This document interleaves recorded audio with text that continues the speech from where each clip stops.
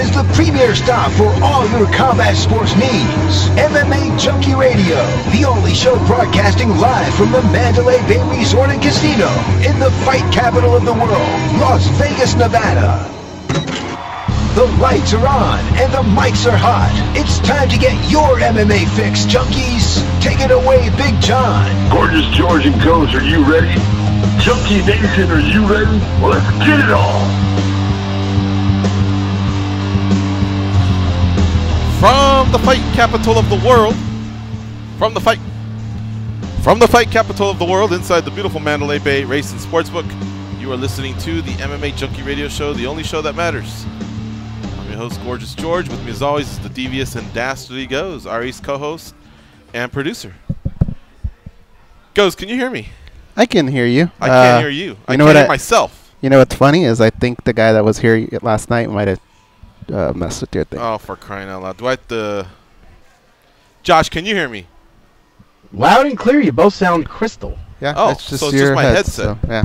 Just power through. Okay. All right. Well, we'll just have to power through like Go says. I'm giving myself as much volume as possible, but whatever. All right. It's Wednesday. Happy Hump Day. I didn't like that commercial with the camel when it first came out like 2 years ago. It's been making the rounds again, and now it just cracks me up every single time. And, yeah, halfway through the week, as we get closer to the weekend, we have UFC Fight Night in Prague coming up. I know, not the sexiest card of all time, but it is something to look forward to when you plop down on a couch after a Saturday or Sunday fun day or whatever. Nothing better than to watch some fights. But we're getting closer. We're inching to UFC 235, Jones versus Smith. All right, I can hear myself a little bit better, so now I'm not as distracted. We have a fun show ahead of us today. We have 3 guests, one of them from yesterday, Andre Feely. We will reconnect with him towards the end. In fact, let me go in order here. Robbie Lawler will start things off at 5:30 Pacific, 8:30 p.m. Eastern. Freddie Roach, 6 Pacific, 9 p.m. Eastern. Andre Feely, 6:30 p.m., 9:30 p.m. Eastern. All right. Now, big news of the day. Unless something happened in the last 3 minutes, Goes, it's got to be the imminent retirement of one of the greats of our sport, former UFC welterweight and middleweight champion, George St Pierre. It sounds like there's an announcement coming tomorrow. Barring an 11th hour decision, one of the all-time greats will call it quits. On his terms, awful win. Got to tip your hat. One of the best careers, I think it's the model career, right? If you're a kid and you're saying, I want my career to go like, he would be the guy you would point with to. The exception of the 2 losses, which he avenged. Mm-hmm. Yeah. But I think we've gotten past in mixed martial arts. Like, I don't think there's going to be anybody that just goes undefeated. Right. You know, John Jones is kind of close to it, right? Right. But he has a technical blemish. Yeah. Habib is undefeated, but I guess he still has to stack up, title defenses. But that's a whole separate conversation. But yeah, you're right. It has been a model career. He's had allegations in terms of people pointing fingers, but he's never had like any problems with steroids or out of the cage problems as well. Like a domestic abuse. Hell, I don't even think I've heard of a DUI or anything. The one thing he's been marred with is injury. A lot of serious injuries. I think probably 3 ACLs. I know 2 on the same knee. But other than that, he has been a model citizen, and I think MMA fans can always, point to that guy. If anybody says, well, you guys are a bunch of thugs, well, yeah, take a look at this guy. He seems to have had a pretty square life, but yet at the same time, he's had some fun. He's made some money and beat up some good fighters and represented the sport well. What I find interesting about him is a lot of people didn't like his fighting style. I actually enjoyed it.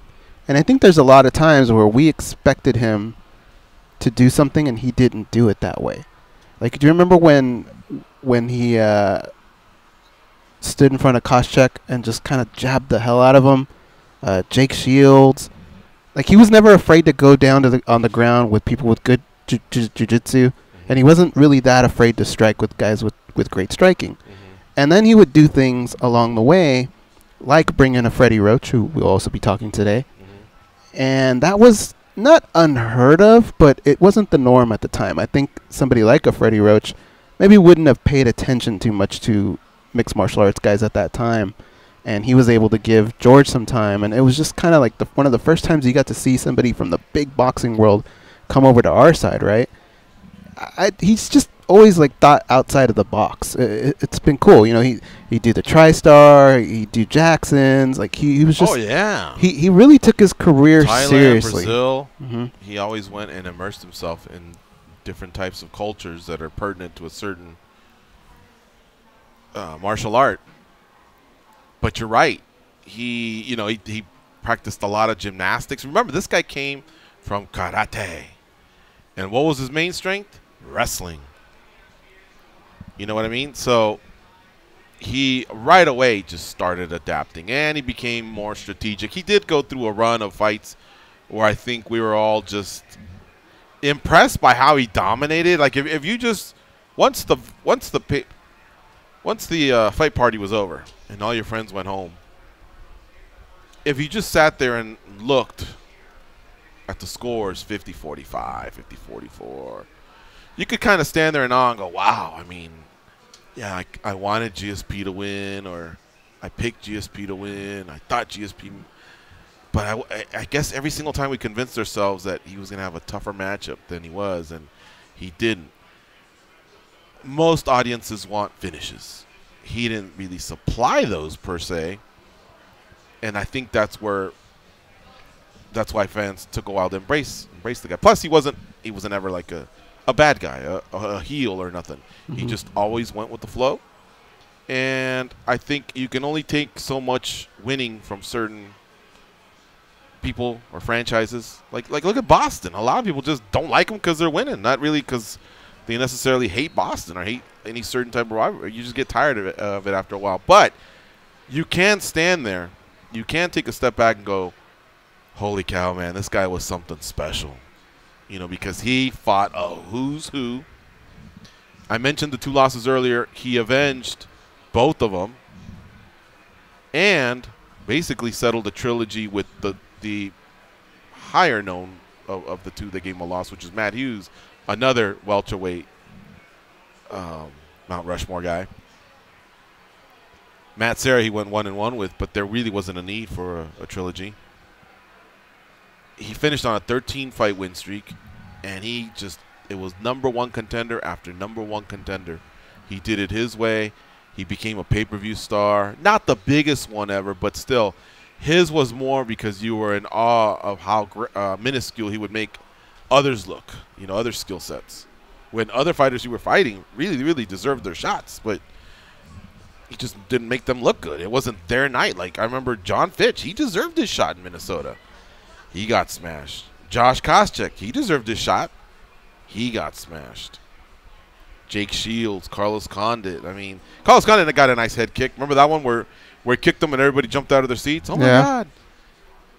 And that's 2 good guys going at it. But the Johnny Hendrix fight, you know, is one where I felt like Johnny Hendrix won.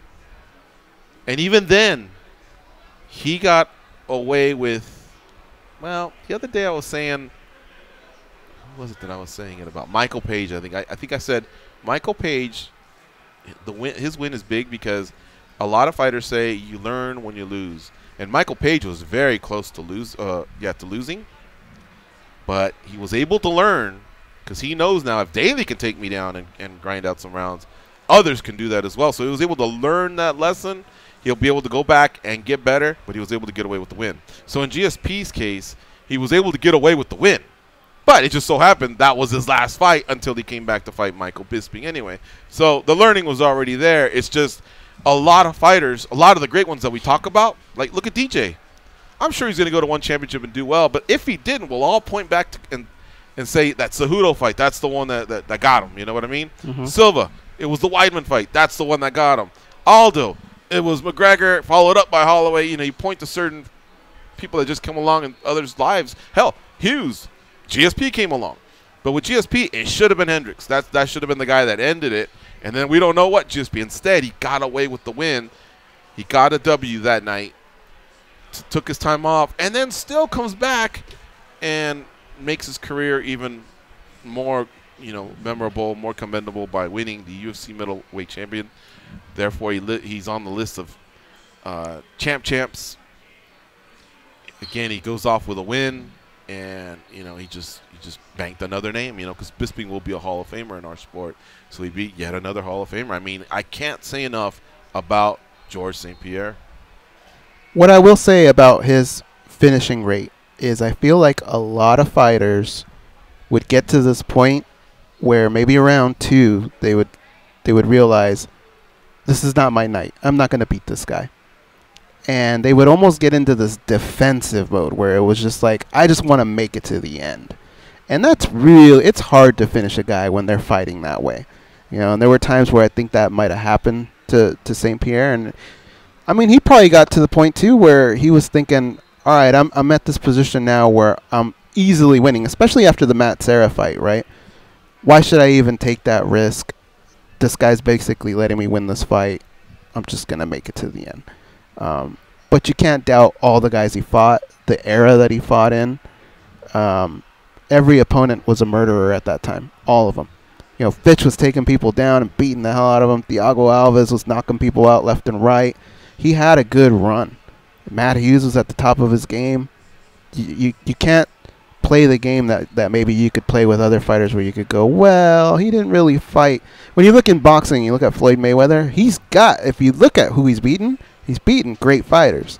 But maybe he hasn't beaten them at the right time where if you said, had he beaten Manny Pacquiao maybe 4 or 5 years earlier, we all would have went, wow, that's a big win. Or Canelo now. We'd all go, Wow, that's a big win. Yeah, I mean, but still big that's wins, also right? very smart of him. Yeah. But you have to know within yourself whether or not you're willing to accept that. And I think George St Pierre, his whole life, has always talked about his legacy. And I think that's why he's always challenged himself. Where I think Floyd is just I think all that just kind of came around now. I think he's Money Mayweather. It's money, not legacy for him. Yeah. If David Terrell, not the Bionic Man, or the Bionic, the one that fights out of Extreme Couture, the other one, Dave Terrell from Northern California. Remember he was a soul assassin? I always thought GSP was kind of a soul assassin. He just reached into your heart, into your chest, and yanked your heart out, your soul, because a lot of fighters weren't the same after them. Not like in the sense, oh my God, cry myself to sleep or anything like that. But he just sent you a message. If you want to go out and win 4 more and then come back, if you want some of this, you got a lot of work to put in, buddy. Mm-hmm. You know what I mean? Because you got hit by a freight train. That's basically what it felt like. So we tell a lot of fighters when you lose, dust yourself off, collect yourself, get better, win 3, maybe you're back in title hunt. Dude, here, a lot of fighters were like, man, okay, I got to win some, but I got to get a lot better. And hope that when we rematch, I catch him off, maybe having a bad day, and maybe I can get him, because that's how good George St Pierre was. Mm-hmm. I think Matt Hughes did that for him. I think when he beat GSP the first time, GSP said, okay, there's times where you need to tighten the screws, maybe move a few pieces, and then there's times where you have to really go back and almost reinvent your strategy, yourself, the way you take fights. And I think Matt Hughes did that for GSP, and then I think GSP did that for a lot of fighters. Mm-hmm. Josh, you had something to say on GSP?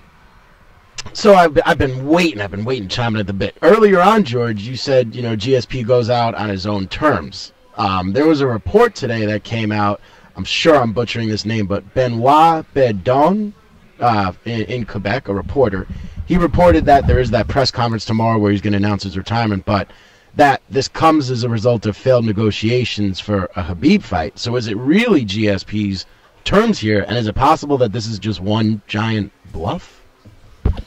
I don't think it's a bluff, but you're right. I was going to segue into Khabib paid him respect, so did Tyron Woodley.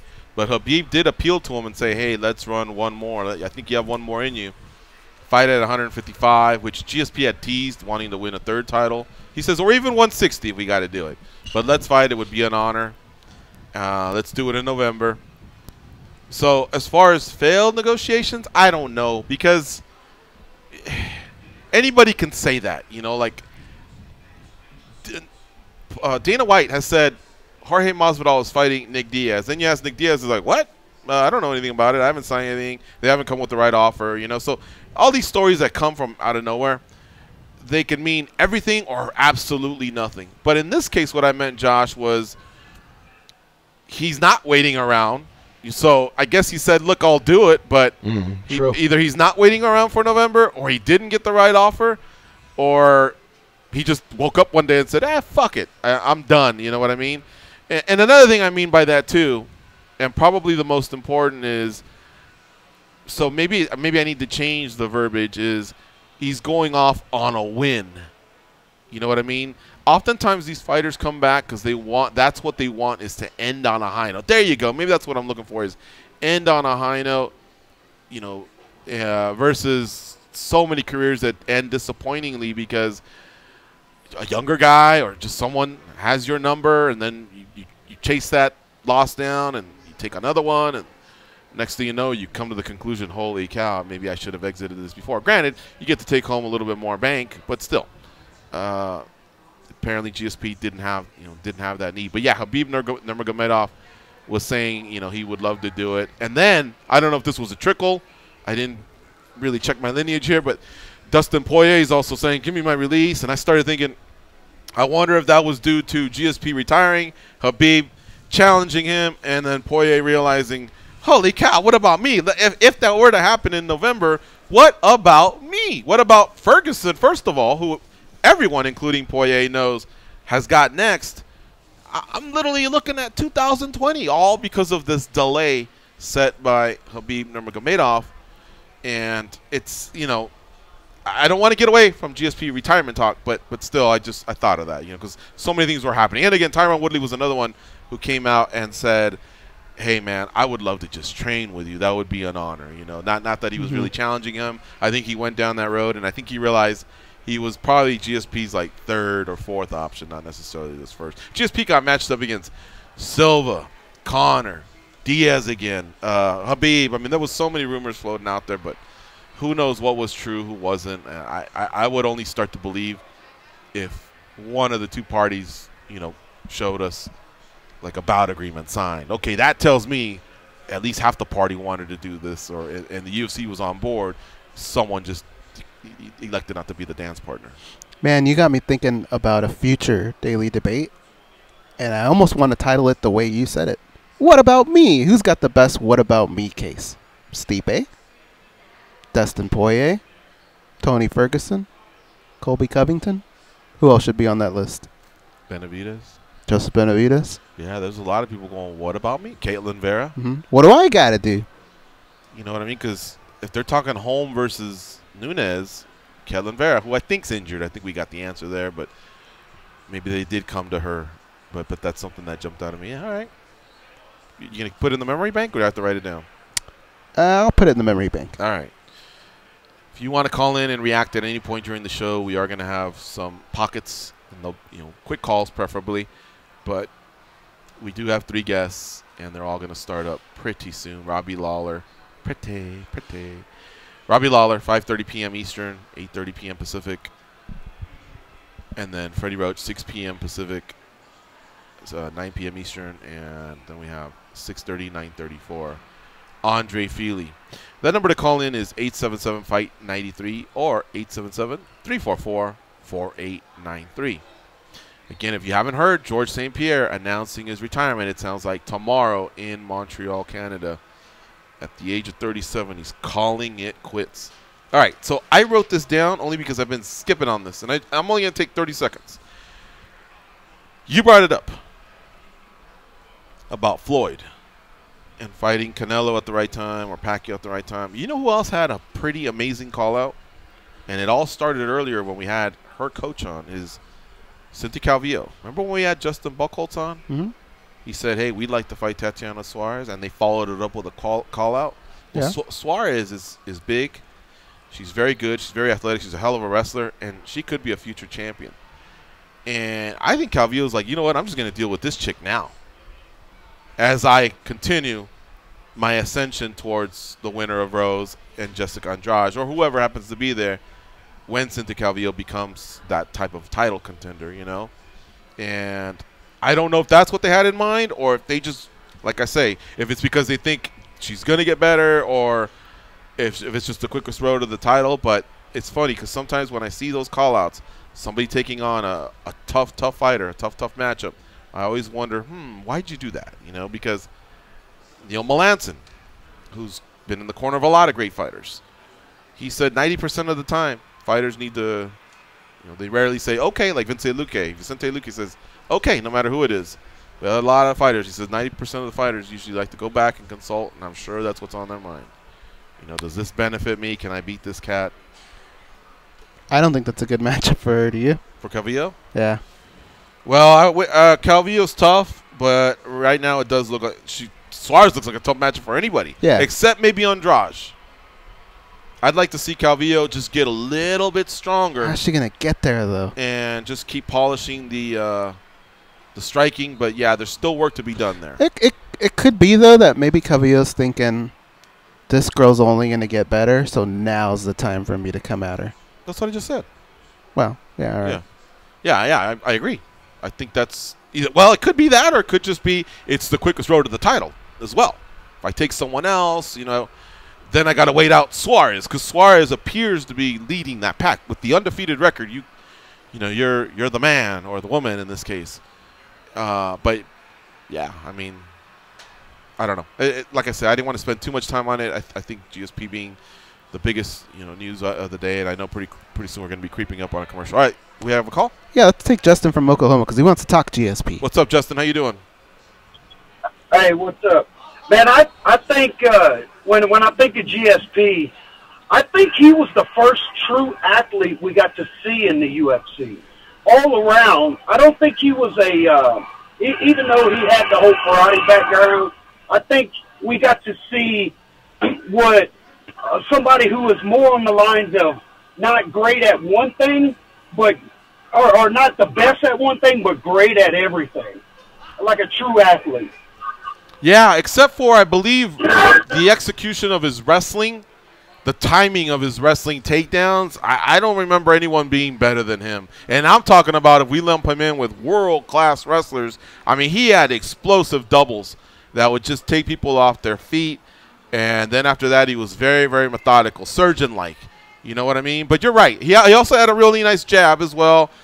Some of the best conditioning, preparations. But you're right. I guess with the exception of what I just named, you could name a lot of other fighters that have a better right hand or left hook or flying knee or whatever. But I really love the takedowns, the timing of his takedowns, and how he would explode into him. I thought he was money with that. But everything else, man, this guy scored 9.5s everywhere, 9.8s, whatever your grading scale was.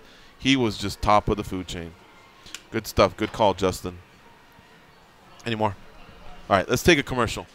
In a couple minutes, we're going to be joined by Robbie Lawler, UFC contender now in the welterweight division, former UFC welterweight champion, and he's been a champion in other organizations as well. So he's held a few belts and now becomes the comeback. Remember, a little bit over a year ago, he lost to Rafael dos Anjos. He had a pretty bad injury that he's fought back from. So we'll talk about that injury, the recovery, the rehab, and, of course, the upcoming matchup versus Ben Askren at UFC 235. So don't touch that dial. We'll be right back. It's MMA Junkie Radio on Fight Nation, Channel 93. But UFC.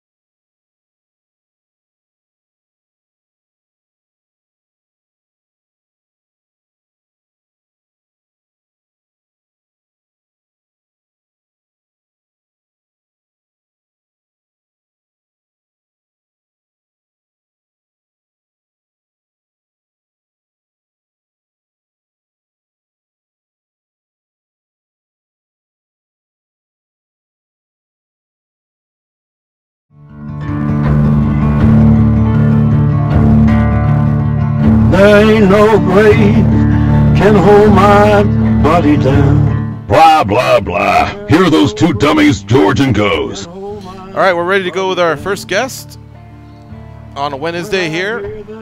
Robbie Lawler will be facing Ben Askren on March 2nd, which is a week from this Saturday, here in Las Vegas, UFC 235. Robbie's held a lot of belts, including the UFC welterweight title and, of course, a few other titles as well, like at Strikeforce. And he joins us now on the hotline. What's up, Robbie? How you doing? Pretty good. How you guys doing? Good, my man. Wow. We've been covering you for a long time, and I'll tell you what, you've never been unexciting in this sport. Like, you've always had something going on, whether it was the Icon days, the Strikeforce days, your early UFC, you know, and now, of course, still, you know, on the biggest shows in the Ultimate Fighting Championship. Did you think you'd be doing this long, up until, you know, now you're 36, and I'm sure you're not done? Yeah, I'm not done, but when I first started, I mean, I was day to day, paycheck to paycheck, just working out, trying to figure out a way to survive and get food. I wasn't thinking 20 years down the road. So it's just one of those things. I enjoyed myself, did a lot of the right stuff, tried to take care of my body and learn as much as possible, and actually have good people around me to help guide me. Now you get paid well, you've had major belts, you've got a lot of fame and popularity and everything. But back when you were younger, you had youth, and it was easier to, I'm sure, wake up. You know, your body could respond.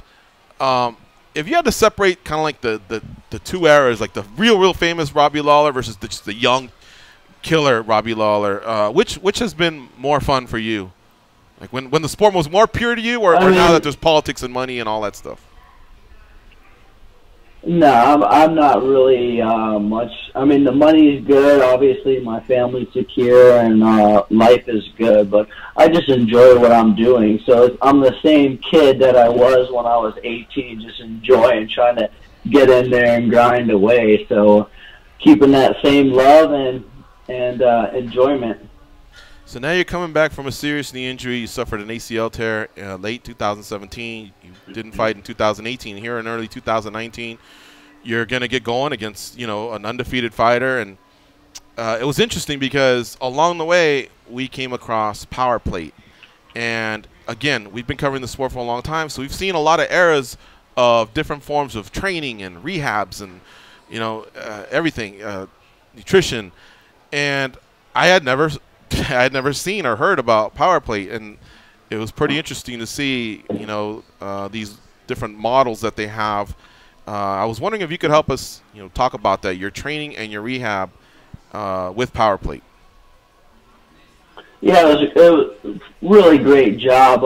I had a Power Plate at home, and right after my surgery, I went up to Sioux Falls for a week, had my surgery at Sanford Orthopedic. Doc Reeves did a great job.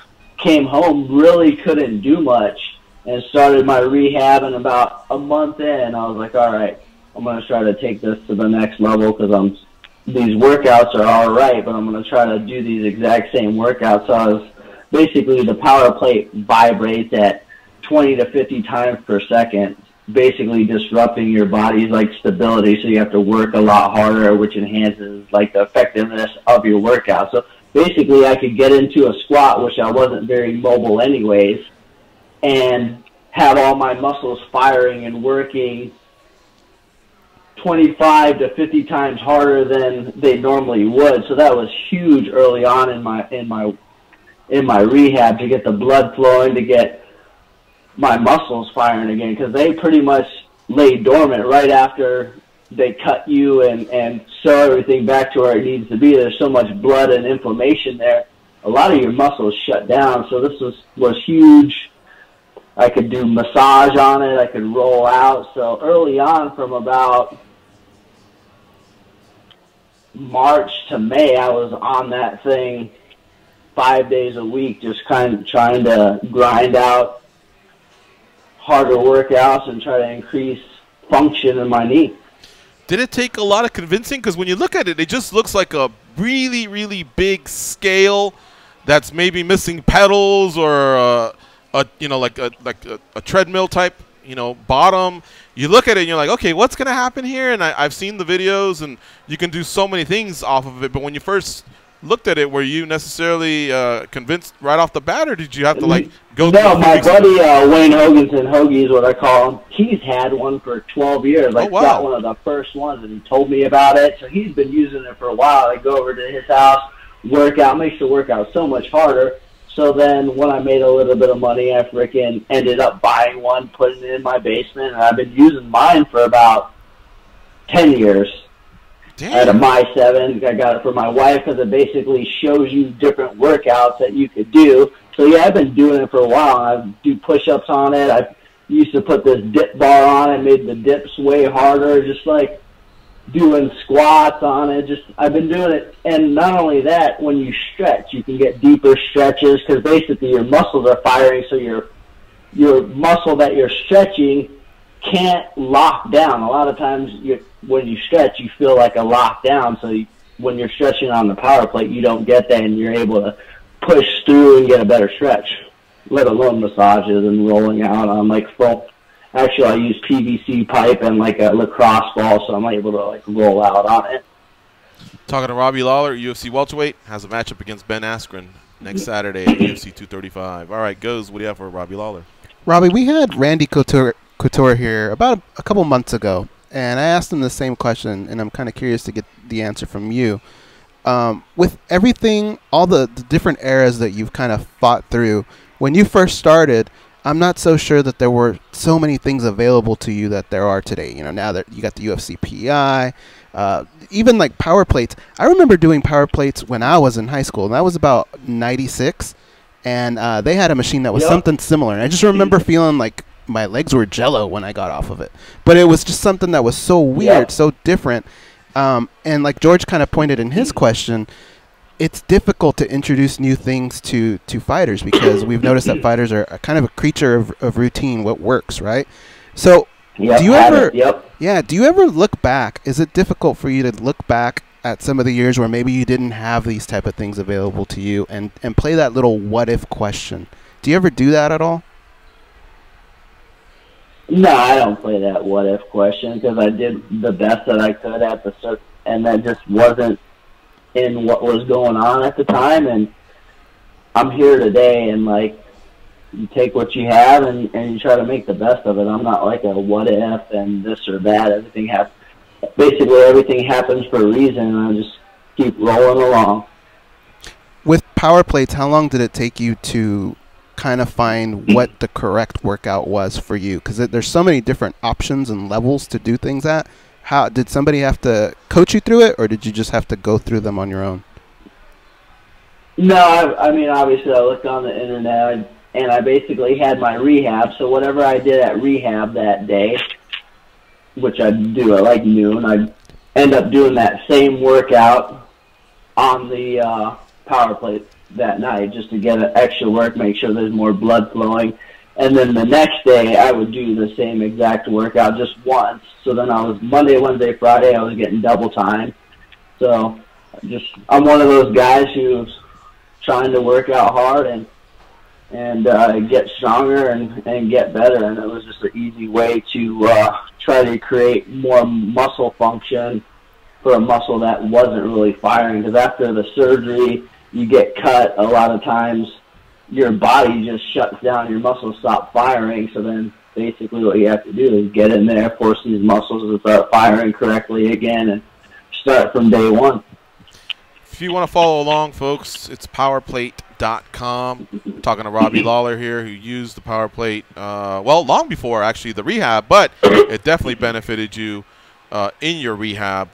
So what are some of your favorite exercises on the power plate? I mean, really just basic ones. I do push-ups and I do squats and lunges on it. I mean, just to build strength, just easy, fun. And then I do Russian twists and just certain ab workouts. I'll do but really what I use it for now is stretching, which is huge, and rolling out and massage. So you get that same vibration with like a lacrosse ball or your PVC pipe, and just gets a way better massage and creates especially at the end of the day after you worked hard, wrestled, lifted weights, come home and just get on that and stretch everything out and try to relax. I'm seeing the website talking about, you know, professional teams use the power plate. 29 out of 32 NFL teams use it. It's in medical facilities, health clubs. I'm going to keep an eye out for this. Have you seen power plates out, you know, in different gyms or different facilities that you visited, Robbie? Yeah, you see them sometimes, but it's not like a well-known piece of equipment. I mean, it's more on a higher-end stuff. It's a great machine, but you don't see it very much. People are used to going and working out and having weights and stuff. This is actually a really good workout where you don't have to do it as long, and you get more benefits. And it's just a good machine, especially to activate muscles before a workout. So, like, a lot of times I'll wake up in the morning, stretch, do a lot of my mobility on it, and then go to the gym and work out with my body all loose. Mm-hmm. Now, some of the other benefits, so we've talked about enhanced strength, improved balance, increased flexibility, and weight loss to improve circulation, pain reduction, detoxification, and stress alleviation. So this thing has a lot of benefits on many fronts. Oh, yeah, for sure. I mean, but obviously working out does all that stuff. This just enhances all that stuff. And you can do it in a lot quicker because you're basically doing more work in the same amount of time. Wow, this is really, really cool to learn about. All right. Just a couple questions here, and then we'll be done. Thank you again for the time. Robbie Lawler, our guest here on the MMA Junkie Radio Show, facing Ben Askren, UFC 235. So, Robbie, with your injury, at what point did you finally think or feel, okay, I'm back? 6 months, 9 months? When were you feeling, hey, I can do everything and I can hang in a fight with the best 170 guys in the world? Mentally, I always knew it, but physically, I don't know. I feel freaking damn good right now. I mean, every day is just better and better. So I don't know when it clicked that holy shit, I'm a beast again. But I am. You certainly are. But that was always the goal. Just get back to work and everything's going to fall into place. And I just believed in myself that it was going to happen at the right time, and just kept showing up and working hard. And I mean, can't wait to show everybody how hard I've been working. A lot of people are always asking Ben Askren, hey, do you feel the UFC put this guy up because he's athletic, he hits hard, he's got experience to match you, he's been a world champion just like you, he has, you know, great takedown defense for wrestling, and, you know, he answers this question his way. But from your end, do you feel like the UFC kind of made you a hitman, you know, to take out the Ben Askren who they didn't really necessarily have the best relationship with? I'm talking primarily, I guess, Dana White over the years. Yeah, I don't freaking play those games. I don't really care. I don't spend much time on he said, she said, what you think about why and how. And really, I've just been trying to grind and get better every day and spend time with my family. I don't really dabble into why Dana did this, why Askren said that. Mm-hmm. But I do see stuff that Askren says that I think's funny. Yeah. Other than that, I don't pay much attention to it. I don't pay much attention to what's going on, other than how hard I'm working and how I can get better. If it really doesn't, if what I'm doing, basically, if it doesn't involve that stuff, then I'm not really paying much attention. Gotcha. You know, pretty simple life. Robbie, when we break down this fight, we have to look at every angle. And I think it was a caller last week had brought up, well, how about just octagon jitters on Ben Askren's side? And we can't really answer that question for him. But I wanted to know, on your end, your first Robbie Lawler jitters. Jesus Christ. Yeah, really. Face that guy. On your end, your first fight, can you maybe talk about your emotions the first time in the octagon, but more importantly, the second time around? Was it any different from you? Because the UFC had kind of grown by then into something else. Were those emotions the same at all? As between my first fight and my second fight in the UFC? The second time that you came back, when you came back from Strikeforce, did you experience any type of jitters at any time? No, I didn't. I just came back and enjoyed myself. That's what it came down to. When I came back to the UFC, I was ready, and I was ready to enjoy myself the first time around. I really didn't enjoy the aspect. I just wanted to fight and go home. Wow. If you could believe that. Just fight, go home, no one bothers me, I'm just going to go hide. And then I went to Hawaii and fought a whole bunch other places, wasn't in the limelight, just showed up to UFCs with training partners that were fighting and helped out. But when I came back, I was ready to come back, and I enjoyed myself. So, I mean, no jitters, just a different mindset on fighting. All right, last question from me. We got the news that tomorrow it sounds like GSP is going to retire. I wanted to know if you had any thoughts on that. He's one of the greats, not only who happens to share the same division as you, but just in the sport in general. What did you think when you heard about that? I just heard about it today, so like 15 minutes ago. I mean, obviously, he's done a lot for the sport, built the sport, helped build the sport, did a lot for this division, and he's had a hell of a career and hell of an accomplishment, and congratulations on the retirement and a hell of a career. Mm-hmm. Right on, my man. All right. Well, listen, again, it's always great to catch up with you.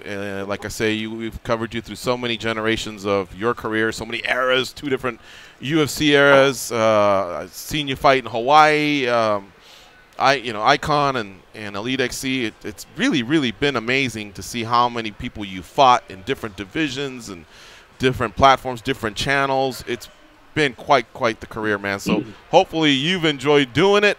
I know you wanted to fight early on and just go home, but hopefully that changed and you've really just had fun in doing what you've done, because it's been fun watching you. Yep, just enjoying myself. I'm getting back to that, and life's great. I have really good training partners around me, really good people around me, so enjoying myself again, so it's going to be fun. Right on, my man. All right, well, thanks for the time and educating us a little bit about Power Plate. Really, really amazing piece of equipment. I'm going to look more into that, and I'll start looking for it at the gym. So thanks again, Robbie, for the time. Enjoy your evening. Cool, thanks. All right, we'll see you. All right, folks, that is Robbie Lawler. Follow him on Twitter at @ruthless_RL. He fights Ben Askren next Saturday at UFC 235. And if you want to learn more about Power Plate, again, it's powerplate.com. Goes has seen it in '96. Lawler's been using it for 10 years. What the hell? I must be walking in with blinders on, just going straight for it didn't the look bench press as nice or as the treadmills or whatever. I've never really seen anything, but I could see the benefits, I guess, of vibration and things like that, because of, when I rehabbed my knee, I had a few of those things going on when they would wrap my knee before icing it. So interesting, very, very interesting. Okay, we're going to take a quick break. It's MMA Junkie Radio on Fight Nation Channel 93. Stay close. We'll be right back. And shout out to Mike Whitmark and Matt Erickson for helping facilitate the Robbie Lawler interview.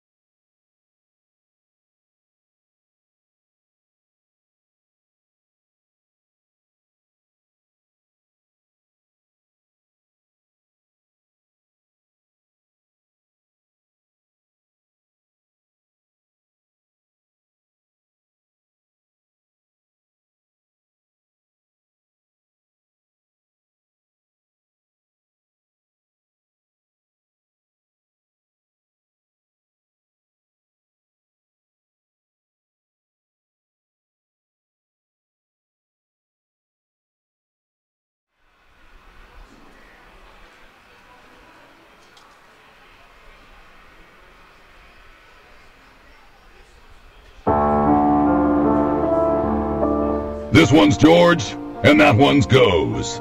Now, feel their wrath. Tonight at 9 Eastern, Duke and North Carolina meet on the hardwood for the 249th time in the most intense rivalry in college basketball.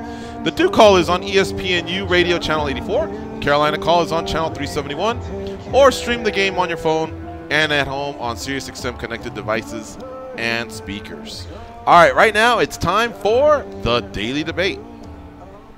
The brothers Garcia seemingly can't agree on anything. Everybody knows it's duck season. Rabbit season. Duck season. Rabbit season. Whether it's food. Less filling. Tastes great. Less filling. Tastes great. Gambling. Always bet on black. I like red. Black. Red. Black. Red. Black, dummy. Or even social media. Instagram. Snapchat. Instagram. Snapchat. The same applies to the biggest stories in MMA. Time for MMA Junkie Radio's Daily Debate.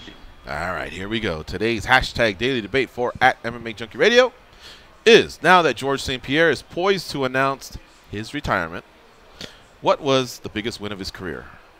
Matt Hughes, UFC 65. BJ Penn, UFC 94. Michael Bisping, UFC 217. Or other. And other can be any of the other 23 fantastic wins he had in his career. Goes. I thought about this long and hard because I was going to go Matt Hughes at first, and I switched it. I am going Michael Bisping. No, you blew it. I'm going to tell you why. Okay. The reason I switched it was because I realized that with Matt Hughes, as a welterweight, GSP's legacy has pretty much been cemented, right? What he needed to do was, now that people like a John Jones, a Daniel Cormier that have come around, that's when that word pound for pound got thrown out more, right? And so he needed to do something to be able to battle those legacies. Okay, but he doesn't get there unless he beats Matt Hughes at UFC 65, because he loses. He's 0-2 against Matt Hughes, and we know the road to that third shot. Ask Joseph Benavidez, about something like that. Ask Cody Garbrandt if it's going to be easy to get that fight. Someone else would have got him. Matt Hughes or? Matt Hughes. And then, yeah, maybe, but... Hey, Dennis Hallman got him twice. Doesn't get into that whole, now I've defended it this many times, and now I am possibly one of the... Yeah, but if we're going to play that game, then we should put his birth on there, right? I mean, there's a lot of steps, George. This isn't Terminator, okay? But before he beat Bisping, he was already one of the greatest. He was on a lot of Mount Rushmores. I mean, I guess it was very nice for him to pick up that second belt. But when we look at the overall GSP, what's really going to make us say, wow, that dude was amazing. You can look at Tyron Woodley and say, wow, he's an amazing welterweight. But you can't say anything about him pound for pound. Is DC an amazing welterweight? Or, sorry, fighter? Yes. Okay, what stops him from being called one of the greatest? Nothing. No, what are most people saying when they argue that he's not one of the greatest? What do they right away point to? Well, John Jones. How many times did he lose to him? Depends who you ask, but twice. Twice, once on record, but twice. And that could have happened against Matt Hughes, and that would have slowed a lot of things. We don't know, because GSP, we've said a lot of great things about him here on the show, but early on, I think mentally, a lot of people said, hey, is he as strong as some of these other guys? Could he have recovered from something like that? And what has Daniel Cormier do to bounce back against those people? He won another title in another division. GSP did that against Michael Bisping. It was his first fight as a middleweight. He came in, finished him, something that a lot of people don't really give GSP too much credit throughout his career, is getting those finishes. He got the finish at a higher weight class. Even beat Hughes, he's not even the best welterweight ever. You can't even argue, like, bar none any weight class or, pound for pound or anything like that. Like, people would stop you right away and go, well, he's not even the best. Well, but who's to say he couldn't have beaten somebody else down the line, right? Possibly. All right. Well, that's how great GSP was, because I thought there was some other ones that we could have went down the road with, like the Johnny Hendrix win was huge. I mean, Hendrix was a guy that was just gunning for him, and right at a time where you think guys don't have motivation and they're just not training as hard, and you're going to catch him on a bad night, he still had enough to squeak out a decision. Literally, there was some great choices. This is how it broke down, folks. Thank you to Junkie Nation, by the way, our readers of the site and listeners of the show, for all of your votes. Over 1,300 came in. 52% said Matt Hughes, UFC 65. Second place was Michael Bisping at 26%. Third place was BJ Penn at 18%. Only 4% said other. So it looks like we picked the right 3. And there you have it. There's the Daily Debate brought to you by the MMA Junkie Radio team. And we're going to take a quick break now. It's the top of the hour break. Stay close. We'll be right back. 60 seconds, we promise. And we'll be talking to Freddie Roach.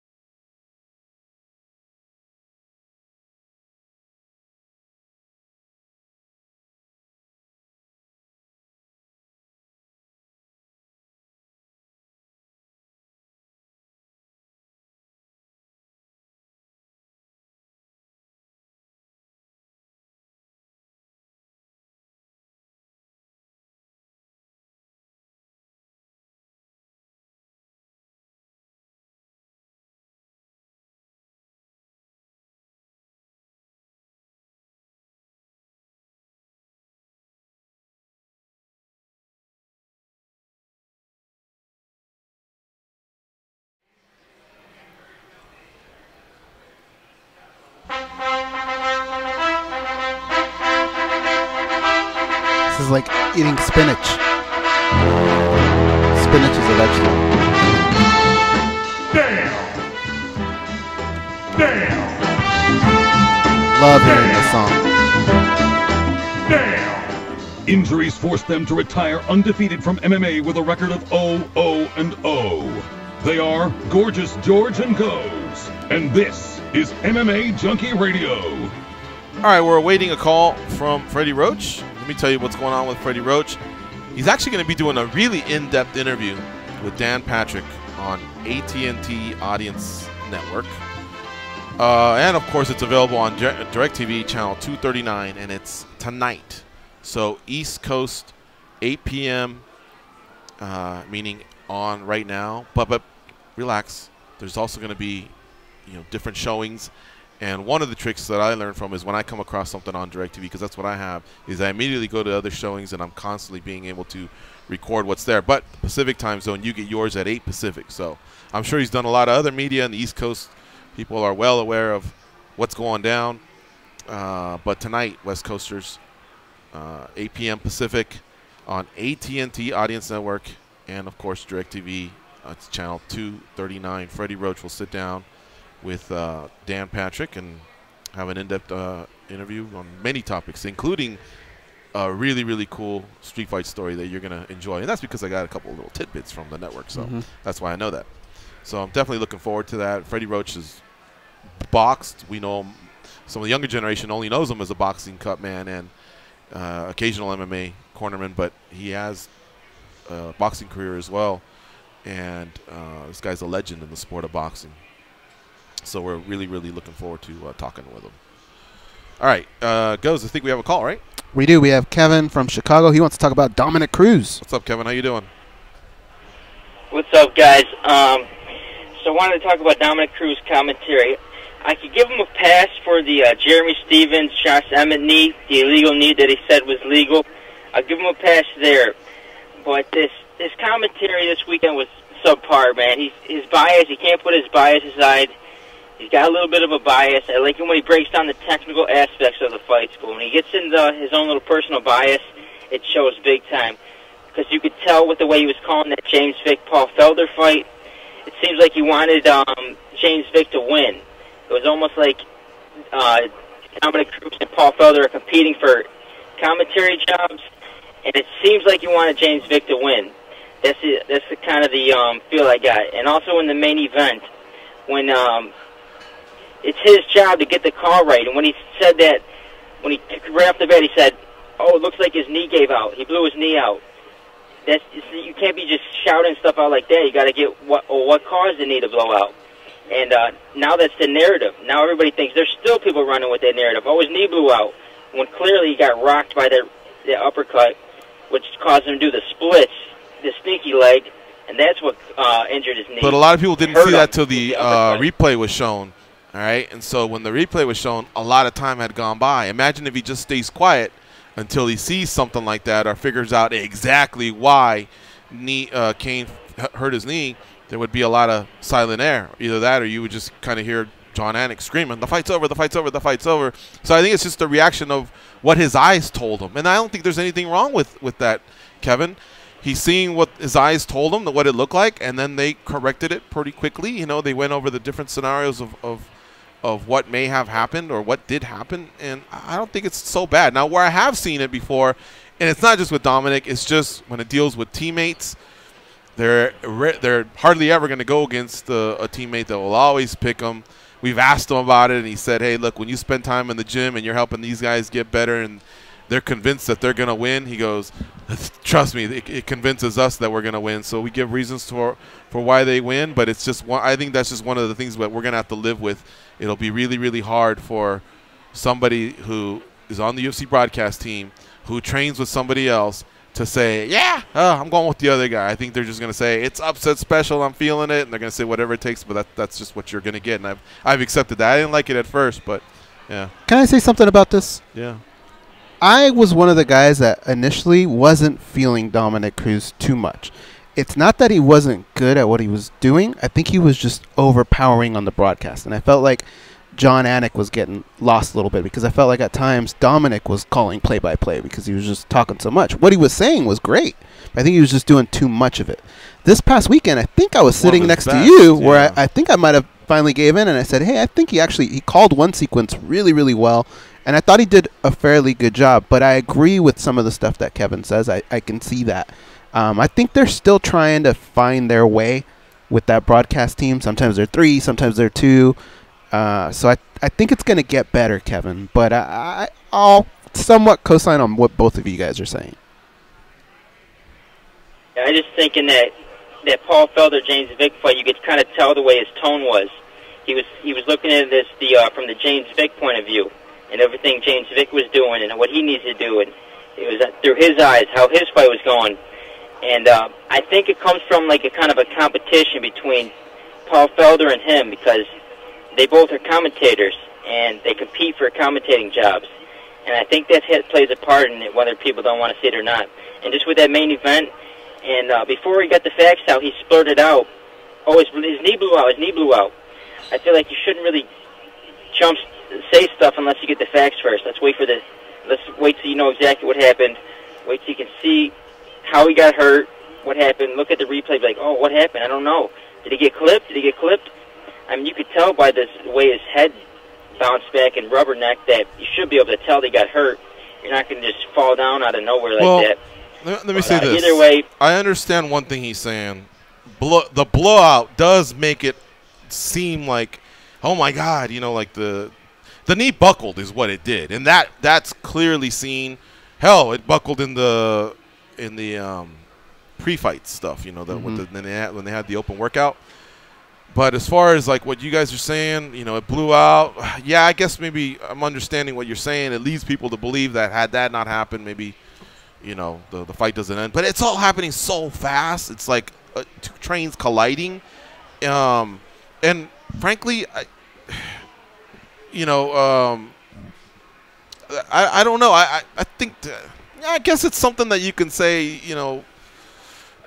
I don't know, Kevin. I guess what I'm trying to say is you're not wrong per se, but you're kind of picky, man. I mean that's just like he probably just used the wrong terminology. He hurt his knee, the knee buckled, the knee gave out, something like that. And then, let's see what else is there to offer. But I don't think he's wrong in saying that because if that's what he saw first, remember what his angle is too. Sometimes it could be Ngannou that's in the way, or Herzog that's in the way, or maybe even one of the paddings that's in the way, or a cameraman that's in the way.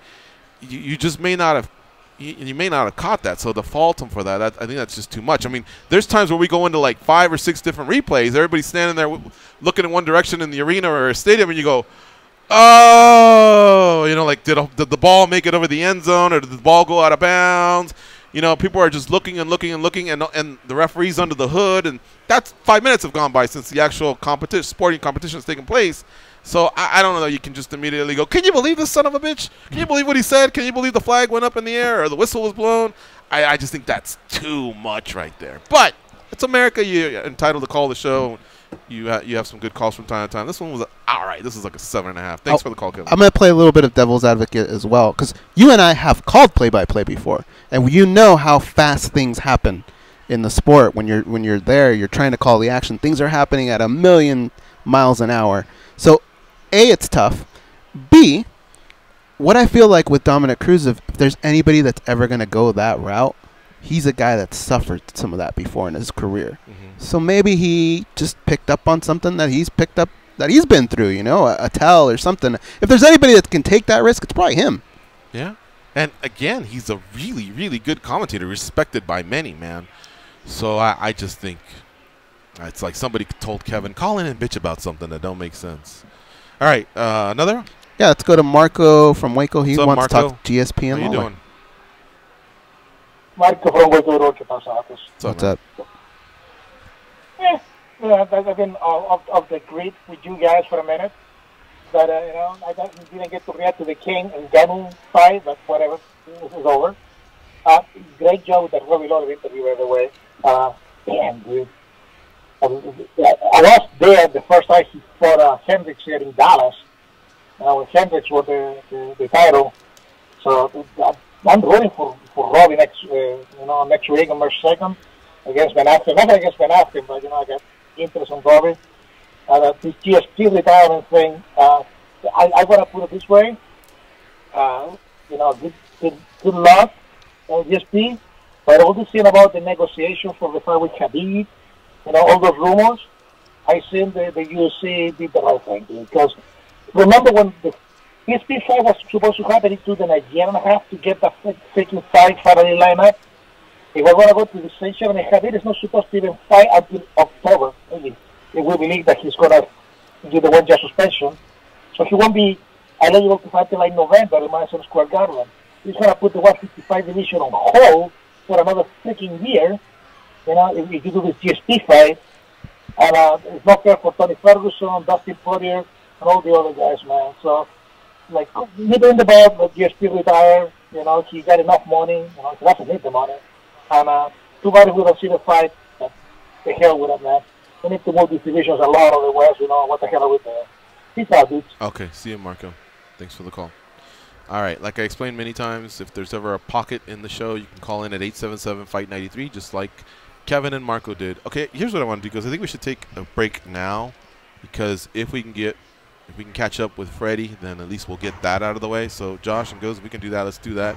It's MMA Junkie Radio on Fight Nation Channel 93. Stay close. We'll be right back. And don't forget, we still also have Andre Fili headed your way, UFC featherweight, coming off a big win over Miles Jury. Bringing you closer to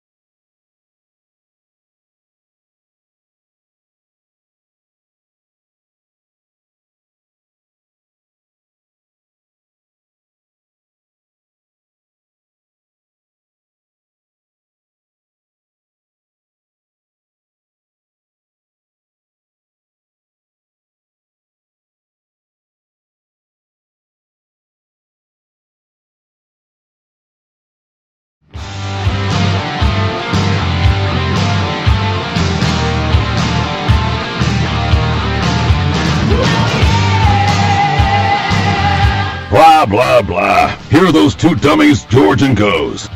All right, we still haven't been able to connect with Freddie Roach, but right now let's touch on a few other little bits and pieces here from the MMA world. Paige Vanzant will be facing Pollyanna Botello at UFC 236.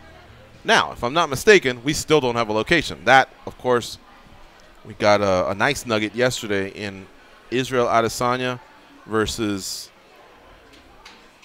Kelvin Gastelum was announced for the UFC middleweight interim title.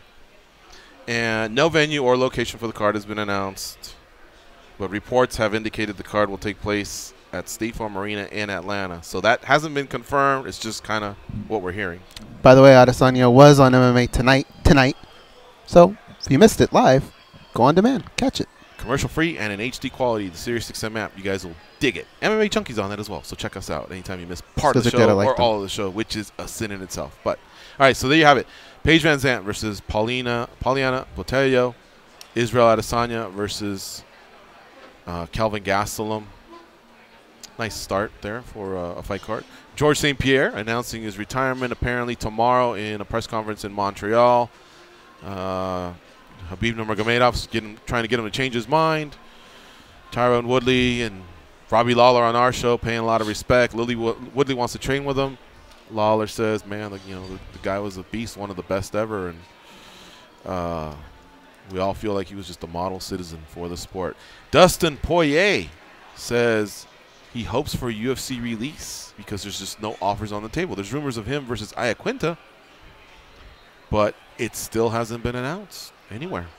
And that fight right there makes sense to put on the Gastelum Izzy card, right? Mm-hmm. I would think both guys are raring to go. Al looked like he was in good spirits when he came by to co-host a few weeks ago. And Poirier's been ready, but now he's threatening with a release. Of course, I don't think the UFC will do it because if Colby Covington couldn't get released after everything he did, I doubt Poirier would, but who knows. What are let's just say he were to get what he wants and he's released. What fights are out there for him outside of the UFC? Chandler tweeted him. Great fight. Gave him the eyeballs. Right. Yeah. So Bellator, that would be amazing right there. One championship, Scott Eddie Alvarez, but they've fought twice already. Yeah, that'll be 3. Yeah, so I don't know that Poirier just wants to do another camp for the same guy. But here's the thing. That audience in Asia, they don't care if you fought 3, 4, 5 times as long as it's a good fight. Yeah, but if he's getting money, now it's about money, right? Perhaps. I just think Bellator keeps him stateside, and Chandler's a great champion, a respected champion. All right, the Pitbull brothers, speaking of Bellator, they've re-signed with Bellator, so they're staying for the immediate future. Both of them. It looked like both of them re-signed new contracts, so they're good to go. Big announcement there from Bellator. How about Anderson Silva versus Jared Cannoneer, UFC 237 in Curitiba, Brazil. That's what Anderson Silva wanted. He wanted to fight again and in Brazil, and he's got himself an opponent who's coming off a nice win. Cannoneer, remember, took out David Branch. He dropped to middleweight division, and he looked great. So along with those two and Rogerio Nogueira against Ryan Spann and Rose Namajunas versus Jessica Andrade, that card's coming together. And there's even rumors of Holly Holm and Amanda Nunes, although that hasn't been confirmed. Here's the thing about Anderson Silva, George, and I don't know if you've ever thought this over, but when we talk about him being one of the greatest of all time, we think about his long title run, right? Mm-hmm. But if you look at the level of opponents he had during that title run, I would argue to say that post that title run, it was worse. Who, Anderson Silva's? Dude, Chris Weidman stopped him, right? And he had to rematch him. Michael Bisping, Nick Diaz, Daniel Cormier, Derek Brunson, Israel Adesanya, and now Cannoneer. Like, these are monsters. Yeah, compared to, like, some of them guys that we looked at where we were like, I mean, Damian Maia hadn't really taken off the way he did after that, I think, right? Yeah, yeah. Talis Latis was just kind of a guy that had to. I mean, wasn't Patrick Cote in there, too? Like, tough guys, yeah, but they weren't, like, the type of guys where people just, where there was fear. Jared Cannoneer, when you look on the other side of the octagon, you see him, you go, man, what did I just get into? I signed to fight that monster? It's going to be a great fight. His run, I mean, this is not a way to go out. These last couple fights he's been signing. Kudos to Andy for taking on a tough guy like that. And right after the Israel Adesanya fight. I mean, like, he's not wasting any time. All right. For those that haven't heard, George St Pierre apparently will be retiring tomorrow. Kind of went over his career a little bit. We even did a daily debate on it. And like Ghost said, if you ever miss any or part of the show, we're available on the SiriusXM app, commercial free and in HD quality. So if you want to react to that, it's 877-FIGHT93, 877-344-4893. Now, we do have a couple interviews. May just be one at this point. Andre Feely joining us at 6:30 Pacific, 9:30 Eastern. Hoping to hear from Freddie Roach as well. So, another thing I wanted to talk about here, as far as with Khabib clearly, in November, if Poirier is just, let's just say, not on the outs, but just kind of just sitting, watching, who does Ferguson fight somebody, or does he just wait for Nurmagomedov in November? Like, that waiting game, I don't like. It makes sense. I get it. But so many things can happen that would you advise Tony Ferguson to do that? You know who I talk to? I talk to people maybe like people like Daniel Cormier, Anderson Silva, these people that are at the end of their careers. I have to believe that all they wish is that they had the body and the energy to be able to do another fight. And because now in mixed martial arts, you're starting to make pretty good money every fight, right? And what's going to worry me about Tony Ferguson is when he calls it quits, whatever he's making at the end. Okay, let's just say it's $500,000 towards the end of his career. Wouldn't you be thinking, man, remember that year where I could have fought a couple fights and made some good bank? That'd sure come in handy right now, right? I got kids, I got retirement, all that. I've always been of the opinion, very seldom do I say, wait.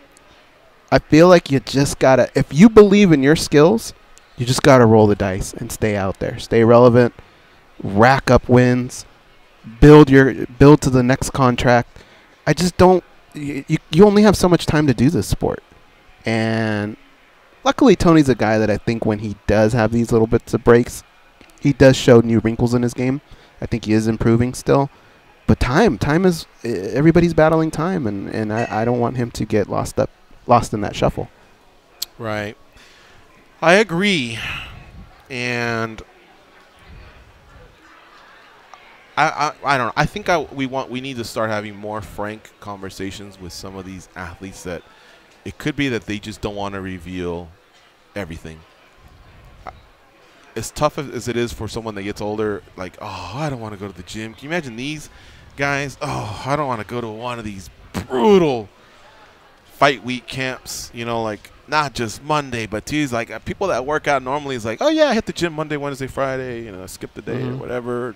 But they got to go out there and do 2, sometimes 3 practices, all while eating 2,000 calories or watching what they eat or not having their favorite foods and getting, it's, in baseball, you might take a ball off the shin and it stings and it hurts like a mother, and hopefully it doesn't crack your shin. But you go out there and you keep playing.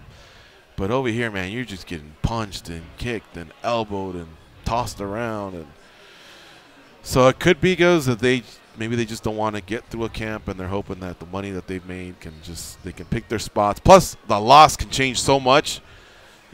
If Tony's not fighting, he's not making money, right? But what else is he not doing aside from not winning? He's not losing. He's still Tony Ferguson, 13-1 in the UFC, waiting for the right offer, hoping to cash in. And some guys cash in. Nate Diaz was able to cash in. What?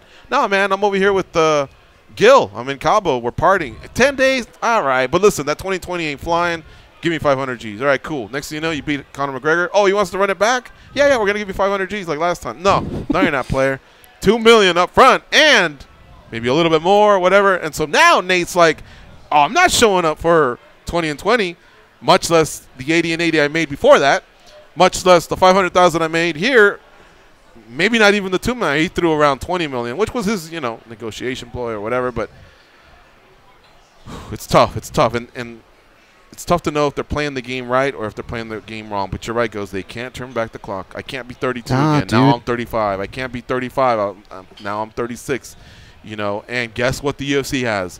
More Nate Diaz's, more Conors, more Tonys, and they're all coming through the pipelines. And You know, and they'll take up those spaces one way or another. I wanted to ask Cub Swanson this question because I was thinking about him, and we've actually seen his career when he was just starting out, getting his foot through the door, and now he's probably more towards the end of his career. But I wanted to ask him, what's it like to show up at the gym?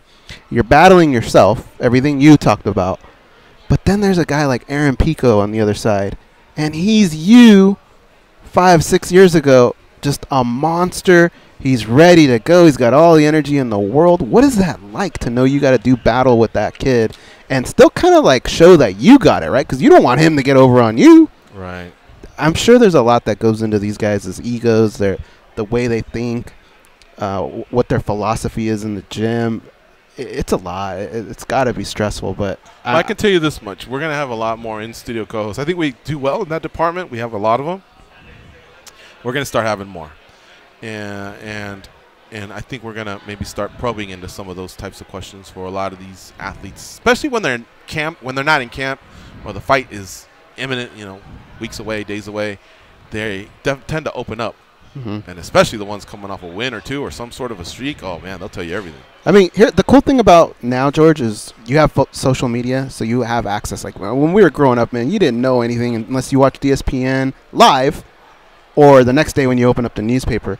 Now you get a glimpse into Tony Ferguson's world. This is his last tweet. This was at 3:49 p.m. I've been offered a fight, but not sure if it meets our standards, crew. We deserve better for the amount of work and support we put in.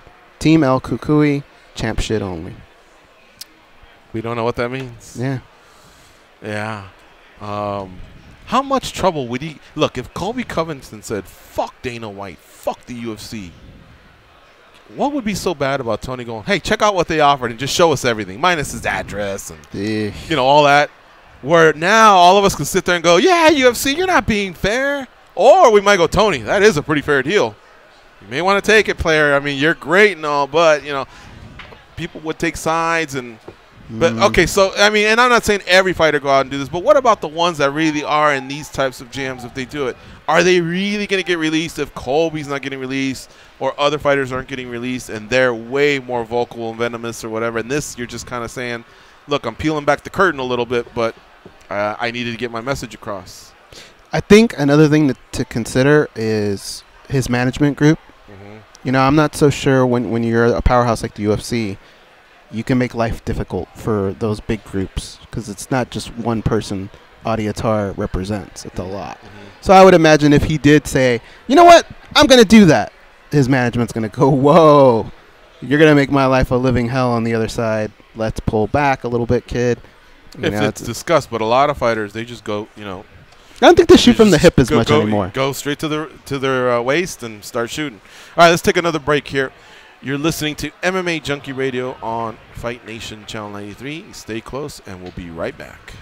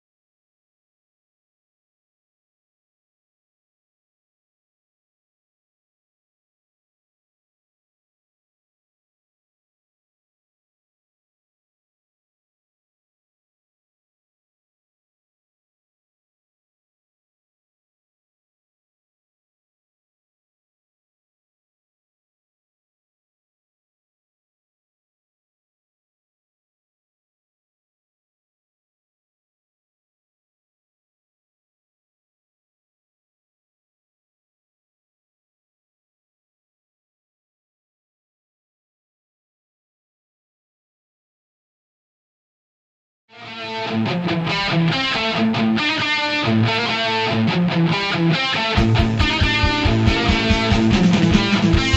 your boss to reschedule that meeting. Call your wife and tell her lunch is off. It's time for more MMA Junkie Radio with Gorgeous George and Goes. Billy Joel will perform at 7 iconic baseball stadiums this year, including the first ever concert at Baltimore's Oriole Park at Camden Yards. SiriusXM wants to give you a chance to be a big shot and take a group of your friends to go see Billy from the front row at the concert of your choice, plus dinner at an Italian restaurant and a limo to the show. For official rules and to enter, go to SiriusXM.com/BillyJoelBaseball before April 30th. No additional purchases necessary to enter or to win. It's snowing outside. Again? Yeah, you didn't know that? Today's supposed to be a big day. We're in Las Vegas. No, it's supposed to start like at 5 p.m. So like literally as I was driving, I was like, where's the snow? Where's the snow? But it was supposed to start today and it's supposed to snow all night. God. You think come on. It's not the end of the world. Didn't snow last year, right? Dude, it was cold like that day. Yeah. I suppose, but it's kind of fun. I guess. I saw kids throwing snow at each other the other day. I thought that was kind of cute. Yeah. That was funny, but. All right. Remember when you threw a snowball at me and busted my lip? I vaguely remember. In Big Bear. Ooh, you want to hear a good story? Yeah. Since looks like we're going to be 1 for 3 here with guests, also striking out with Andre Feely. So one time, Gabe and I went to Lake Tahoe with his brother Bimp.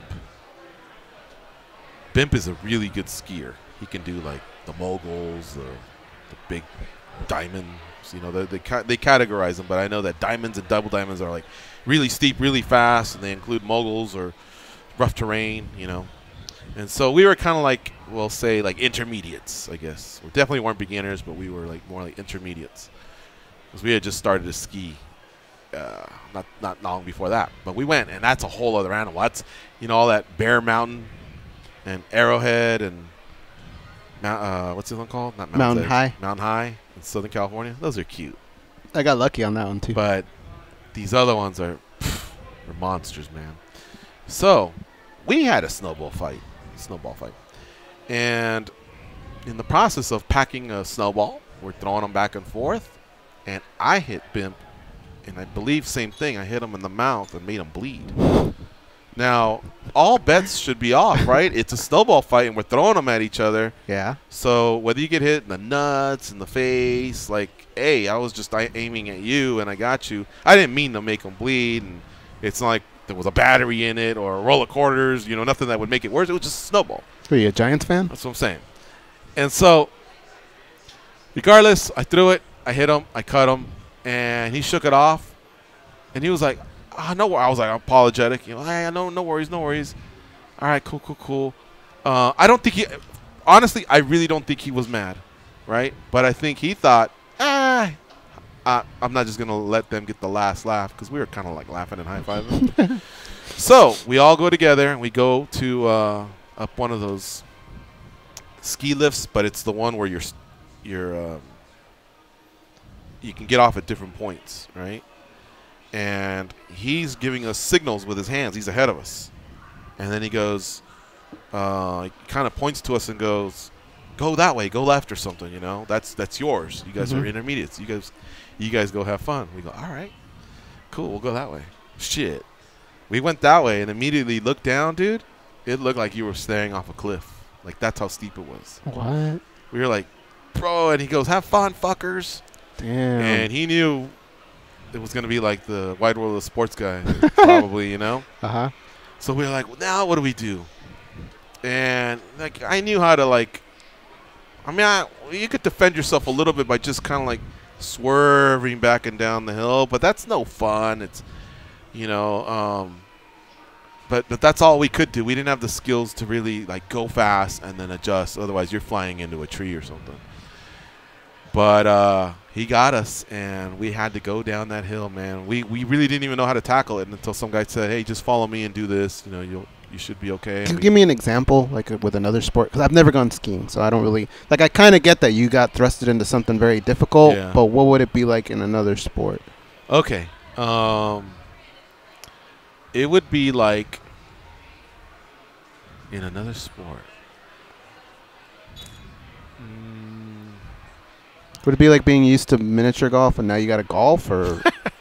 Yeah, something like that. Jesus. But there's no fear there, because if you just go out on a regular golf course and stink it up, oh well, no big deal. But here, like, we were thinking, like, what are we gonna do? Like, you can't just go nah, and there's not like you can call Uber and fix you up or nothing. I mean, you can't get back up on the snow lift, on the lift. I don't think so. I don't think you could. Oh man. So I got something similar. Go ahead. Well, let me finish my story. I was right. Oh, I'm sorry, George. So we went slowly down, back and forth. Not slope snow climb. It's called something else. And believe it or not, little by little, we started taking a few more chances and then gaining some speed and stopping and catching ourselves. So we didn't really particularly bite the dust or anything like that. But we had a couple close calls, made our heart race. We were scared. But guess what? It made us better skiers going down that hill, because you gained some confidence knowing, well, if I'm ever there, this is how I can combat it or whatever. And that just that little run made us better. So I wouldn't say we got the last laugh, because he got an immediate. He wanted you to fall. He gave us a scare. But it was. I thought it was a good comeback looking back. I mean, if we had ran into a tree, then that would be a bit much, considering we just bloodied. Or got clotheslined. Or something. But, yeah, it was. Yeah, that's my little story there. I guess it could have dressed it up and made it a little bit better. But Gabe and I remember we were both like, dude, we're so fucked. What are we going to do? You know, we were still your quads and hamstrings like hurting? No. I would say maybe the first time I ever skied. But by then we had skied a little bit. We were used to it. We were younger. I mean, we weren't even 21 yet, because this was in Lake Tahoe. We had such a good time. We were gambling one time. And we were like, dude, let's move here. Let's get better. Let's become ski instructors. We fell in love with Tahoe. It was awesome. Jesus. All that? Yeah, no, it never happened. So back then you were a little more fearless, and you didn't get as injured as much or sore as much. What's your story, Josh? Well, I apologize for interrupting. That was great producing instincts by me. No, that reminded me of when I was in Miami, and I always wanted to try like doing one of those electric scooters. And so I get one, cruising. This is recent, right? Like the two wheels, or are you talking about the sit down? Is this recent? 2 wheels. 2 wheels. No, this was like a moped. year and a half. Yeah, exactly. Oh, I'm thinking of something else. Now you can rent those like little scooters that just you take it, you use a phone on your app on your phone. That's what I thought you were talking about. All right, sorry about that, Josh. Go ahead. Yeah, I think before that. No, so I was out in Miami and rented one of those, and I'm on side streets. It's cool, and down by the water on the beach.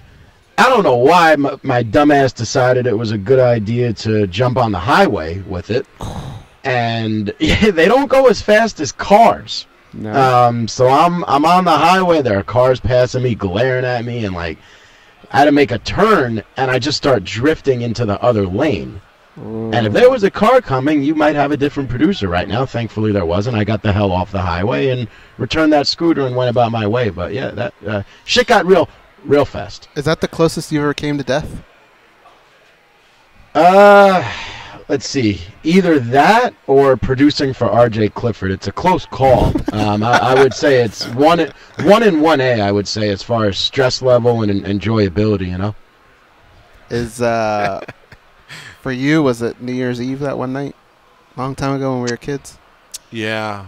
So my buddy Elvis and we went to a house party for New Year's Eve. And it was one of those where, like, even the mom and dad and everyone was there. They just had food, drinks. And so basically it's not like it was a rager that lasted till 4 a.m. I think by 12:30 we were saying our goodbyes. And I can't remember why we were driving. I know he was driving me home, but I can't remember why we had passed the home. So maybe we were looking for a last-minute meal or something. But him and I were driving. So this is for anybody that lives in Southern California, Santa Ana to be more specific. We were driving down Warner Avenue towards Bristol. And Warner is a big street that's got a divider, in between north, south, east, west, whatever it runs. And there's no reason for another car going the other way to be on that side. In other words, it's one of those big dividers. Like, I think there's even trees or plants or whatever on some of it, not just the cement. But all of a sudden, we're driving, we're just kind of laughing, had a good time, and boom, a car's coming right at us. And I think he was telling me a story, so as he was driving, he's looking at me, and I think it was a little bit foggy, and so he didn't see it till the end. I go, look, and he swerved, and then the other guy swerved. And I remember we both went, whoa, what? And then I think there was a, whoa, what the fuck's up with that jackass? I don't know. Shit, you know, God, man, boy, they're right. Drunk's out. You got to be careful. So that's how we were both acting. But then, and I'm glad he had this, because otherwise there'll be no one else that I can, like if I describe this, there'll be no one else that can ever say, I've had that too. We drive about another half block or so, and we get to that gas station that used to be on Warner and Bristol. And he pulls over, and all of a sudden when he hit park and we stopped, we had this pit in our stomach, dude. Like, whoa, like it was like a delayed scare reaction. And I remember we both got out. It's not like I said, get out of the truck and let me give you a hug or none. We both got out and ran and hugged.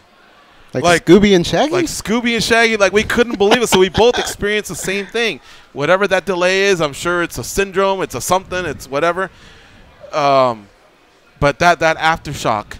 And I remember we were both hugging, like, happy to be alive. And look, I'm not going to lie to you and go, we were both going 80. It would have been fatal. It would have been gruesome. Nah, but we were still going about 40, 45. It would have been bad. You know, and it would have been a head-on thing, even though we both swerved. You would have flown out of the truck. I guess, yeah.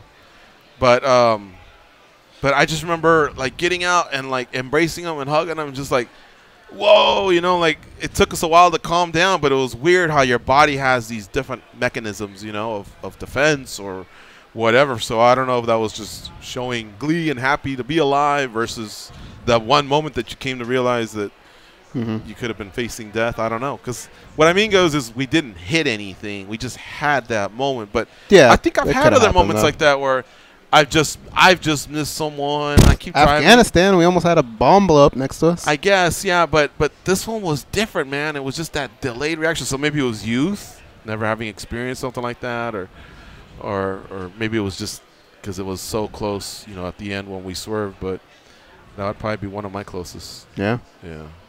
Yeah. The car chase was pretty scary too, because the car chase don't end good, man. In a third world country, hell. Anyway. All right, so right now we're in the middle of striking out yet again with Andre Fili. I'm starting to get touchy-feely. Yeah. But why don't we exhaust this last break? That way, if something happens in this last little segment, we can just try and salvage it. But otherwise, we may just cruise to the finish line, having at least a wonderful interview with Robbie Lawler. So we want to thank him for his time. But these things happen in MMA, so be patient and stick with us. We'll be right back. It's MMA Junkie Radio on Fight Nation Channel 93. If you missed it.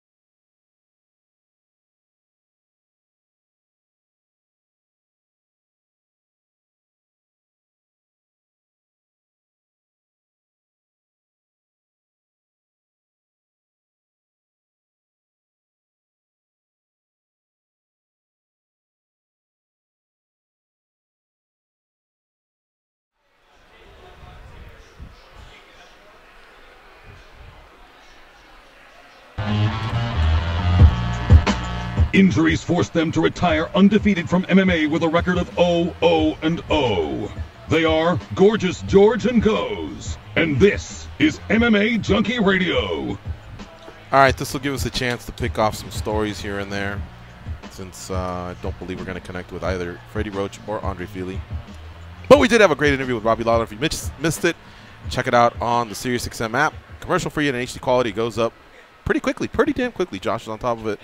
So look for it. And don't forget our other shows as well. The Luke Thomas Show, MMA Tonight, At the Fights Busted Open. They're on the SiriusXM app as well. I can feel what I felt like on that machine. The vibration? Yeah. I can if I think about it, I can actually feel it. The power plate? Dude, it's so funny. Do you want the actual power plate or something that reminds you No, of the no, power something plate? like it. Oh, okay. Probably an earlier version of whatever that is. But it'll really get you good. All right. I mean, if I had tons of money like Robbie Lawler, I might invest in something like this. I always see like those Nordic track or whatever. They always have like a 30-day guarantee. Oh, but yeah, I'm yeah. the big idiot that'll get it. No, don't do that. And then when I try and return it, I'll probably take like a $400 loss if I remember on time. And if not, I'm stuck with it or whatever. But I like to try anything because same thing Robbie was saying. I just didn't want to interject myself into the interview. Was the muscle atrophy I experienced from my knee injury? Boy, that's been the toughest. And getting out there, I'm not Ricky Lundell. Getting out there and doing squats and lunges, man. For one, they hurt. They're not easy. It's not easy to get motivated for that. But something like this seems different. Not as taxing up front, but he's saying it is. In the end, it would benefit, so who knows? If you don't have a Nordic track near you, you have to pay a lot to ship it, and that's how they get you. Okay. Because you're like, I got to pay $200 to ship this back. I might as well just keep it. Got it. Marco from Waco. His parlay, you guys want to hear it? Yeah. He called in, and I wrote it down. A lot of times I don't write it down. I'm just like, all right, good luck. But this one I figured, fuck it. I had a pen in my hand. Let's see what this joker does, right? He had Jimmy Rivera, Paul Felder, Francis Ngannou, Matt Mitrione, and Paul Daly. The Mitrione fight never happened. So right away he was down to a 4-teamer. It went 2-2. It wasn't bad. 2-1, Felder and Ngannou. 2 lost in Daly and Rivera. But I remember going, okay, I mean, that's a major parlay there because he went straight for the toughest matchups. You know what I mean? All ranked fighters against ranked fighters. So I can't really clown too bad. 2-2, what are you going to do? Hagler Hearns. We may revisit this. Goes and I and Josh were talking the other day, and we may still have a part 2 to this.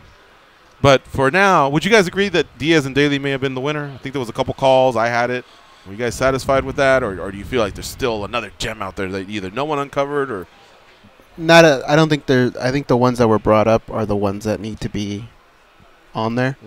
I liked Alvarez and Chandler. I liked mine. But yeah, it's within those, and I think the anniversary's coming up. Maybe that's when we'll settle it.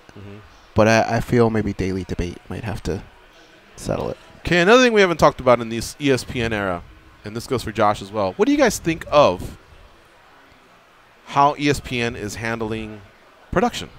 Now, I don't mean Cruz and Anik. I mean, it's some of the same voices we've heard, but Megan O'Leary's kind of having a little bit of a different role. Like, in between fights, she's in the octagon, or she's, like, in the middle of the walkway where the fighters are about to come out. And so it's a quick hit, and then she's out. Pretty cool. Trevor Whitman. Trevor Whitman's in addition as well.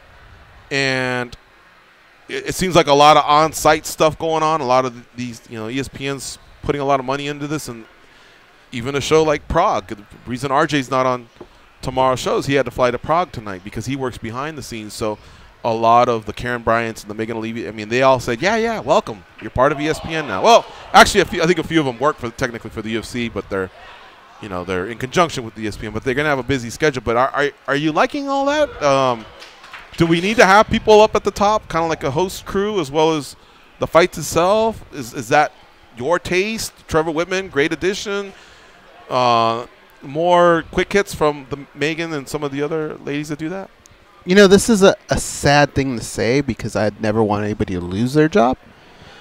But I was hoping maybe they would bring in a couple new faces, other than Bisping, Rashad, just maybe one or two here and there, just something different that would say, hey, that's ESPN right there. When Felder did it, we were like, why Felder? Well, we knew, because we knew his history in performing arts. Yeah. So when we heard about it, we were actually in Virginia, and we were like, fool, why didn't you tell us? We've literally been asking you. We've been hanging out with you. He's like, yeah, well, it was under wraps. But as soon as he said it, we were like, yeah, he's got a history in this. He must have done well at the audition. But I know what you're saying. Just someone out of the box like a Paul Felder, right? Yeah. Like, you don't have to necessarily be a former champion or an all-time great. Just someone that can call fights. Welcome. There's two of those. So there's that. And then I don't know if this is just me, but that new music, I like it. But I feel like any second that somebody's, I know what you mean, man. When somebody's not talking, it's playing, and it's like that one. Yeah, they need two themes or something, or either that or they need to learn to not play it so often. But I just feel like it's constantly we're getting hit with it over and over, and it's like, because they go to it a lot, and it's that one, and it is fucking annoying. Oh man. We'll be right back. ESPN Plus, I thought they've done a good job with it. I think anytime you've pretty clear, man. I haven't had any buffering or nothing like that. I like it. I think it's been pretty good and so dude, far. I was at the gym yesterday, ESPN 2. The whole card. They were starting from the very beginning. Here comes Holtzman and Lentz. And I was like, wow, on ESPN 2. So it's not only like we're hitting you on Plus, an occasional ESPN. I mean, they're replaying it and cycling it on big channels. In fact, I heard it was a ratings hit, except what I just didn't pull that article to see. We don't do that anymore on Junkie. We used to, just to see what kind of a hit it is, read it, and soak it up and see, But I'm really, really happy, and I think the UFC is extremely happy and definitely is going to take a step up. Again, man, this is no disrespect to Fox and Fox Sports, but remember, Fox Sports 1, Fox Sports 2, all that, it just started, man. ESPN's been around since the 80s, but you can definitely see there's been an uptake, and again, casual buddies of mine are talking about it. I'm not telling you that they're in love with it, and now they tattooed on their arm MMA fan for life or nothing like that, but they're talking about it. So we may not get them. We may not get my 49-year-old buddies, my 50-year-old buddies, or whatever. We made a fan out of our father, and he's in his 70s. Yeah. He became a fan when he was 60. So those can still happen. But how about the ones that are 13, 18, 24, in between homework or the gym or video games? I'm telling you, man, this is the sport for them. And it's a 5-year deal with ESPN, but I could see them being with ESPN for a while. I think ESPN's going to also be raving about their decision to finally get in the MMA game. Y'all fucked up years ago when you didn't get in it the first time, but you're here now, and we applaud you, man, because there's a lot of big companies that once they say no, that's it, and they're pretty stubborn. But ESPN said, nope, let's take a look at this again, and they made adjustments. So kudos. What do you think of the coverage, Josh? I mean, you guys spoke very well to the actual broadcast, but I think one aspect too you can't really put a price on it, is the coverage in between the fights. I mean, you see hits on SportsCenter from Ariel. You see little crawls on the bottom. On the boxing side, too, don't forget, with Top Rank being in business with ESPN, Crawford Khan coverage. Tyson Fury just signed with Top Rank and ESPN. What that does to the Wilder rematch, who knows? But, I mean, I saw a lot of promotion for the Brooklyn card for this past one. You can't really put a price on all of that in-between coverage where you'll get fans who are either casual fans or might not be too familiar with the UFC, with Top Rank, now getting familiar because there's a lot of mentions. I mean, so I think that's been one big win all around for both sports. I mean, Max Kellerman's doing a boxing show now. There's a lot of pluses for the ESPN deal, both in the actual broadcast of the events, but also in between. Yeah, perfectly said, man. Now it's early on, and we'll see. And I don't by any means think that anything will change. I think if anything, there'll just be more coverage. One of my biggest fears was like, what if there was an out in the contract that says, yeah, ESPN, but we have the right if the ratings don't hit this, and fucking women's lacrosse is on fire, or what's the other one goes when they're shuffleboard, curling. Curling. You just never know, man. Anything on ESPN pops. Hey, there's a big name in Spelling curling bee? now, right? The spelling bee is always good. But you know what, man? I'm a terrible speller. Those kids outspell the hell out of me, dude. Well, Yeah. somebody big got into curling. Did they? Who was it? Do you know, Josh? Like a celebrity? No, like another athlete. Maybe a celebrity. All right. We'll figure it out tomorrow. We got to Yeah. get going. Again, thank you to Robbie Lawler for his time. He fights Ben Askren next Saturday, March 2nd at UFC 235. Tomorrow we'll be back with another edition of MMA Junkie Radio. So we look forward to hearing from you and being with you for 2 hours. Can't announce who we have just yet because they're both strong maybes, but I think you'll be pleased if we come through. All right, so for Jumbo Josh and Goes, I'm George. Have a nice day and go out there and be a champion.